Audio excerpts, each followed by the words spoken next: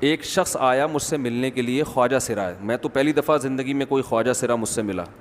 میں سمجھا کہ پراپر آدمی ہے، اتنی بڑی اس کی داڑھی اور رنگ ماشاء اللہ بڑی مردانہ وجہ، لیکن جب بات چیت کا انداز ہوتا ہے تھوڑا سا وہ ایٹیٹیوڈ سے اندازہ ہو گیا کہ یہ مکمل مرد نہیں ہے، تو اس نے مجھے خود بتا دیا میں خواجہ سرا ہوں۔ میں نے کہا بھائی ہم سے ملنے کے لیے کیسے آئے آپ، اتنی بڑی داڑھی آپ کی؟ تو اس نے اپنا جو واقعہ سنایا نا، میں 3 دفعہ وہ واقعہ سناتے ہوئے رویا ہوں، اور جب وہ سنا رہا تھا اس وقت میرے آنکھوں سے آنسو نکل رہے تھے۔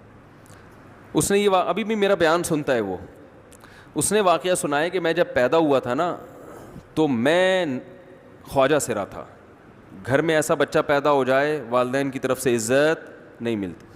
جب 10-12 سال کا ہوا تو نہ بھائی مجھے عزت دے رہا ہے اور نہ میرا والد مجھے عزت دے رہا ہے۔ میں بھائی کے ساتھ کہتا ہوں مجھے باہر لے کے جاؤ تو وہ کہتے ہیں لوگ میرا مذاق اڑائیں گے تمہیں دیکھ کے، ظاہر ہے اس کی حرکتیں تھوڑی زنانہ لڑکیوں والی حرکتیں ہوتی ہیں، اور والد بھی کہیں محفلوں میں نہیں لے کے جا رہے، ایک مذاق اڑایا جاتا ہے۔ کہنے ایک دفعہ میں کہیں گزر رہا تھا تو یہ جو ہوتے ہیں نا خواجہ سراؤں کی پوری ایک جماعت تھی، انہوں نے مجھے پہچان لیا، دیکھا اتنا اچھا، اس وقت نہ اس کی داڑھی، اور یعنی اس میں خواتین والی ہی علامتیں تھیں زیادہ، تو انہوں نے مجھے کہہ رہے ہیں اتنی عزت دی، کھانا کھلایا اور اپنے گرو کے پاس لے کر گئے، اور گرو نے کہا کہ تم ہمارے ایجنٹ بن جاؤ، ہم تمہیں پھر ڈانس ماس کروائیں گے، آدھے تمہارے آدھے ہمارے، جو بھی اس کا سیٹ۔ کہہ رہے مجھے پہلی دفعہ کہیں عزت ملی کیا؟ تو میں یہ عرض کر رہا تھا کہ قرآن مجید میں اللہ تعالیٰ نے نبی کو حکم دیا کہ ان سے کہہ دیجئے میری اس دعوت میں کوئی لالچ نہیں ہے۔ تو جو بات میں کر رہا تھا، دعوت میں نہ پیسوں کی لالچ ہونی چاہیے، نہ عزت مطلوب ہو، نہ اپنے آپ کو اونچا دکھانا مطلوب ہو، دعوت جھک کے دی جاتی ہے۔ دیکھو تبلیغی جماعت اتنی کامیاب کیوں ہے، اتنی کامیاب، حالانکہ ایک پیسہ بھی نہیں ملتا،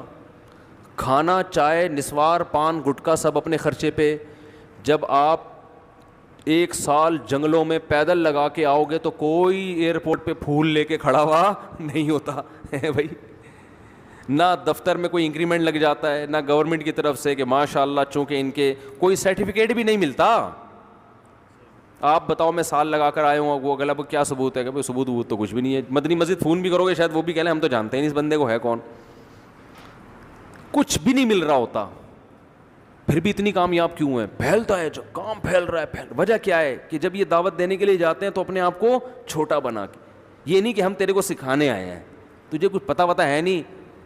بھائی، ہم سیکھنے آئے ہیں، آؤ مسجد میں بیٹھ کے مذاکرہ ہوگا، ہم بھی سیکھیں گے، آپ بھی سیکھیں گے، ہم نے تو خود کلمہ پڑھا ہے تو ہم سیکھنے والے۔ تو یہ جو سیکھتے اور بھائی اور عزت اور کوئی یار